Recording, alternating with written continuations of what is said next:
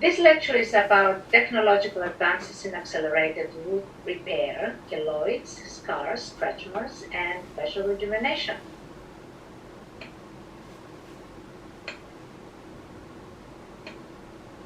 Technological advances in accelerated wound repair and regeneration is actually a study that I conducted along with Dr. Lampe, and there is a publication that is associated with this. So this presentation is based on this publication. The skin responds to injury with a series of dynamic processes: coagulation, inflammation, tissue formation, and remodeling. Inflammation is present in adult but not embryonic wounds that heal without a scar. And this is a study that I'm basically closing here. Depletion of one or more of the inflammatory cell lineages enhances wound healing, and chronic and persistent inflammation is basically associated with most chronic wounds. Persistent inflammation underlies abnormal healing, and that is basically what all of the studies demonstrate. Dysregulated or overly exhibited signaling pathways underline abnormal healing. Basically, when the signaling pathways, the signaling processes, recruit neutrophils to kill invasive microorganisms and microfibers to clear apoptotic cells and develop early wound closure. Now, what happens after that? The mast cells release histamine and other substances that ultimately result in scar formation. Entirely normal healing is observed at the genetic depletion of mast cells. So signaling is also looks at the chemokines and inflammation. Signaling also is involved, all of these elements are involved in how a scar will heal, and whether that scar will become a keloid or hypertrophic scar that are basically based on dysregulated signaling, because dysregulated signaling will cause aberrant wound activity. Hypertrophic and keloid scars are pathological scars. They result from aberrant inflammation and overactivity of good fibroblasts. Basically, the body is panicking and overreacts. It's an overreaction, it's a panic response. This aberrant wound activity reflects dysregulated signaling that is not switched off, but continues. And that is, again, healing is important. But when the healing keeps going, after it should stop, then you have this problem with keloid and hypertrophic scars, because it continues aimlessly. It's not directed. Laser efficiency on wood keloids and hypertrophic scars, they have had reported efficiency, and there are main type of lasers, ablative lasers remove keloids, and they're very useful in that area. And non-ablative lasers basically induce necrosis, but without removing the keloid. There are scientific issues on several applications. Laser studies report limited or no follow-up, however, and side effects of ulceration or hyperpigmentation are also side effects that are unwanted results, and only 66 to 77% of patients experience greater flattening of the scar, with 21 to 35% having a recurrence rate. And that's why when you need to have a longitudinal study to see what will happen after 1 year, are you going to get hyperpigmentation? Are you going to get the same thing coming up again? So laser efficiency of wound keloids and hypertrophic scars, there has some research issues as well. Statistical significance is not convincing when the results are subjected to critical analysis, because you look at, they say 0.0001, but then when you look at the people, 8 out of 22 people, such for example, had a clear reduction in the size of their lesions, but 10 of them had a slight reduction. So, if you look at it like that, then you just measure both the slight reduction and the results will be significant because they're towards the right direction.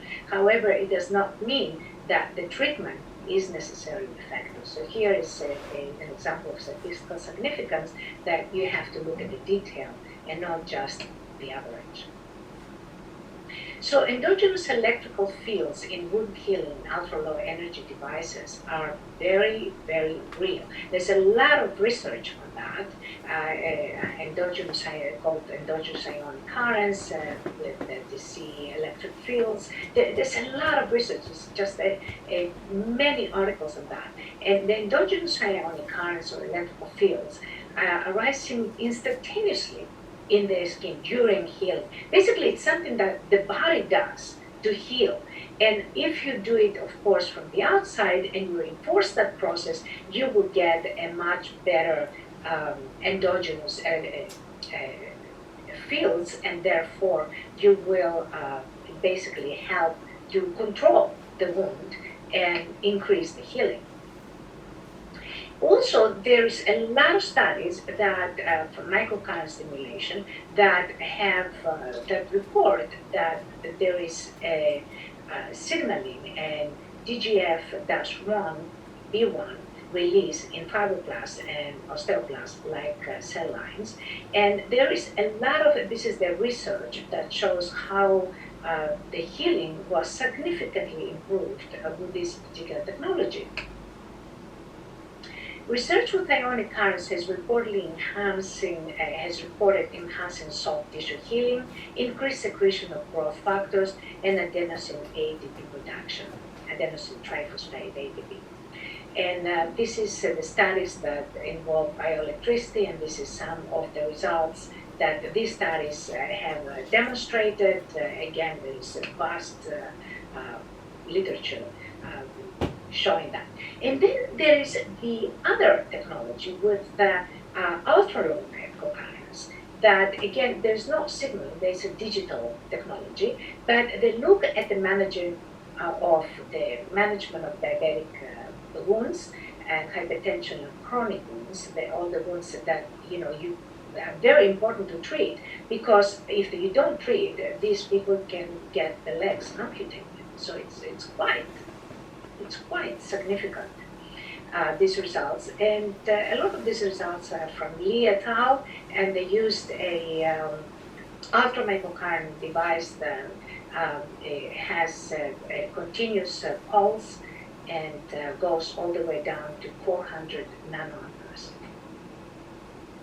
Now there's even further, there's more technology, that's the technology that we use. There is ultra-low energies. And what we have found is that in these very ultra-low energies, there is a book that was published, Electron-Gated Ion Channels. What happens is that if that energy is below thermal noise, for some reason that we don't know why, the cells the ion channels of the cells open up. And then you can insert different signals that will, this is the book, Electron-Gated Ion Channels, and that it has a lot of mathematical calculations on how that happens. And basically what's going to happen is that you can insert signals. There is also something very interesting that happens at molecular mechanisms. They follow the rules of quantum mechanics, which are very different than any other laws in physics. And basically what you see is, for example, if you change one electron, by donating one electron, you make a molecule go back to its stable state. So there is sort of a time reversal, and that comes with ATP that turns into ADP, or ADP that turns back into ATP. It gets reversed kind of routinely. It happens with GAP, with GTP turns into GDP. GDP is a triphosphate. It has 3 phosphates. DP has 2 phosphates. This goes from 2 to 1 to 2 to 3, and it's just sort of, it's routinely, it can happen. It's like a time reversal process. If we cut a leg on an arm, we can never have it again. But here, it goes back and forth. There's another book that was written, The Physics of Time Reversal by Robert Sachs. It says the higher the level of complexity, the more likely the time reversal process, because complex objects fall under the principle of Gestalt. They become Gestalts. It's more than the sum of its parts. Therefore, they can not go back, because that aspect that is more than its sum disappears. So this is what our personality is. It's more than the sum of its parts. This is a whole person is more than the sum of its parts. So we can only focus on molecular mechanisms if we want to look at time reversal. And there is, physicists now have just reversed time on the smaller scale by using a quantum computer. And you can see how it goes from order to degradation to time reversal and then back to order. And they have actually demonstrated that in physics to actually reverse time.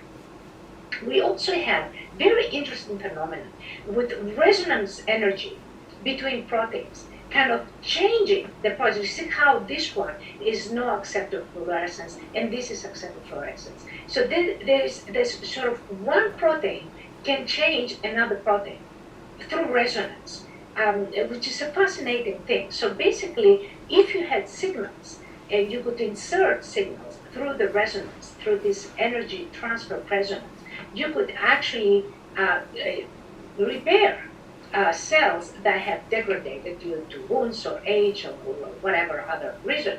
So now there is another issue, very important, is the timing within the cell. Every single cell in your body is controlled by its own circadian clock. Like we wake up and go to sleep and that's a circadian rhythm, the cells have the same thing. So targeting that clock of the body, and you have of course clock genes and all these other kind of things that are involved in this timing process. The circadian genes in leukemia, for example, are faulty, and they have found that leukemia is a disorder that is associated to a disturbance in the circadian genes. The disruption of the circadian rhythms is followed by a disruption of cellular communications. So this is why one thing affects the other. So the timing of that if you wanted to sort of send signals into the body with very low energies under below thermal noise that can get through the cells, through the ion channels that open up, then you have to know about the timing. There was a Nobel Prize in Physiology and Medicine that's awarded for the discoveries of molecular mechanisms controlling the circadian rhythm and how these molecular mechanisms kind of deliver the health status. Now, recent studies have also linked the skin circadian clock to psoriasis, and psoriasis is inflammation due to the disruption of signals delivered at the time schedule outside the required range of cellular circadian clocks. And this is a study, we did several studies on psoriasis. This is Veronica Yarp is one of our clinics that offers research, and you can see before and after here. This is again the same researcher before and after psoriasis of 10 treatments with this technology. Now, you want signaling that is emitted at specific times and that you have signals that can basically, through resonance, fix the signals inside the body. Basically, that's what you're looking at. And what is bioresonance? So you have like a sign that has sort of misses letters. That's a cell that cannot perform its function. And then through this resonance process, you basically reinstate the DNA sequence, and then the protein is creating the proper protein that will be functional versus dysfunctional. And this is how signal processing blueprints, signal class analysis occurs, and there is it's a computerized method. It's extremely complicated that takes into consideration ultra low energies, target molecules prone to time reversal, you develop the blueprints of biosignals, establish the resonance, and then you have the control timing, and then you can sort of send them in to do the repair. And wound and scar healing involves a matrix of signals within a matrix of specific time. So it's not just one signal, you have to have several signals. And the signals are basically composed by complex waveforms. It's about 4,000, each signal is about 4,000 waveforms or 10,000 waveforms, depending on the particular signal. And they are joined together, these different frequencies are joined together to make one, because a resultant frequency basically. And it has a specific timing, and it has a specific shape. This is a diabetic wound before and after 8 treatments. You can see complete healing with this technology.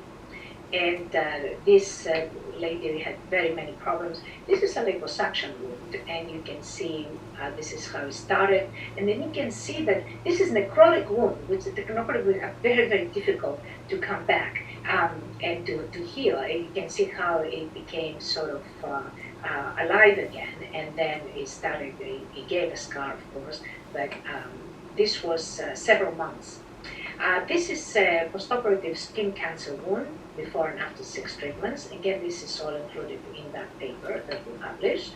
Diabetic wound, 6 treatments during 1 year. Now, this all, we looked at after 1 year, all of these conditions, and the results persisted after 1 year, and some of them after 2 years.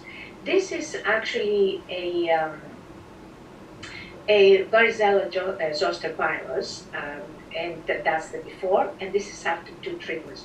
This lady is 86 years old, and she had very good results, and again, that's the before and the after. You can see here, and you can see her lips after. All of these wounds are just completely healed. This is a traffic accident. This gentleman was told he will never be able to use his hands, and he had complete healing. He was young, however, he was like in his 30s. So the younger sometimes is much more easier to heal. Keloid scars and stretch marks are the result, again, of untimely, unbalanced processes, and also processes that continue despite the fact that they have fulfilled their function. And this is a before and after of a keloid scar. This is from Dr. Lante's clinic. And this is actually only 1 treatment. We did, there's some, you can see some difference in the keloid. After 20 minutes, actually, you can see a big difference with this technology. This is stretch marks, only 1 treatment, 20 minutes, and you can immediately see that the pigmentation has gone down and the stretch marks has started appearing. This is a burn. It's a 3rd-degree burn, and sorry, 2nd-degree burn, I believe. And then after 4 treatments, you could see significant improvement, and of course, there was no pigmentation. The pigmentation started getting reduced. This is the before and after on facial rejuvenation. Also, it has an effect on hair. It increases hair growth. And like what it is, can you actually unboil an egg? I mean, what am I talking about?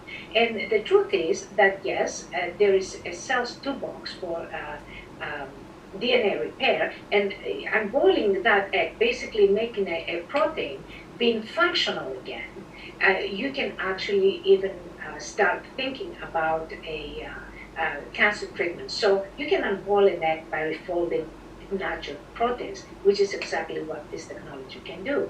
And protein refolding occurs routinely inside the body, but however, through plasma resonance, if you insert a resonance, and there's different types of resonance, you can see a much faster result through different types of resonance in protein refolding, and this is the article that was written. And there is a measurement test. You can actually measure it. There is called the second virial coefficient, and when protein aggregation increases, that goes down. And when protein aggregation decreases, which means that you have a naturalization process, then there you have protein refolding that is successful. And with this, I would like to thank you again for your kind presentation and attention. I would like to, if you need any information, it's a lot of information to present. If you need any more information about it, please email me at science@ielios.com, IELLIOS.com. Thank you very much. Okay. We have to go to see the house.